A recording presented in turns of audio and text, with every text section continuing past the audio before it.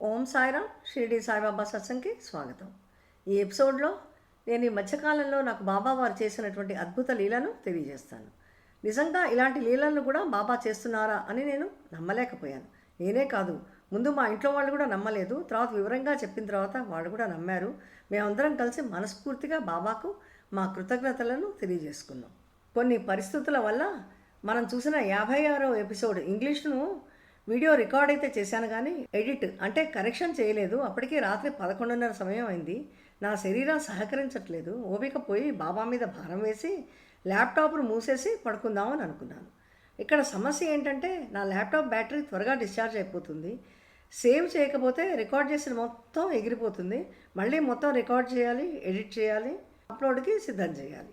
నేను చేసే రికార్డింగ్కి సామాన్యంగా గంట నుంచి గంటన్నర సమయం పడుతుంది ఒక ఎపిసోడ్కి. ఇంకా సమయం కూడా లేదు, ఎందుకంటే అదే రోజు సాయంత్రం 6 గంటలకల్లా ఆ వీడియో అప్లోడ్ చేయాలి. పొద్దున లేచి త్వరగా ఇంట్లో పనులు ముగించుకొని నేను రికార్డ్ చేసిన దాన్ని ఎడిట్ చేసి అప్లోడ్కి సిద్ధం చేద్దామని బాబాను తలుచుకొని ల్యాప్టాప్ని ఓపెన్ చేశాను. చూస్తే రికార్డ్ చేసింది ఎక్కడికి పోలేదు సరికదా. మొత్తం ఎవరో వచ్చి రికార్డును ఎడిట్ అంటే కరెక్ట్ చేసినట్టుగా పర్ఫెక్ట్గా అప్లోడ్కి సిద్ధంగా కనబడింది. అది నాకు అనుమానం వచ్చి ఎన్నోసార్లు నేను వింటూ పోయాను, కానీ చాలా పర్ఫెక్ట్గా వచ్చింది. నా ప్రమేయం ఏమీ లేదు, అసలు నేను ఏమీ చేయవలసిన అవసరం రాలేదు. ఇదంతా చేసింది ఎవరు? స్వయం బాబానే.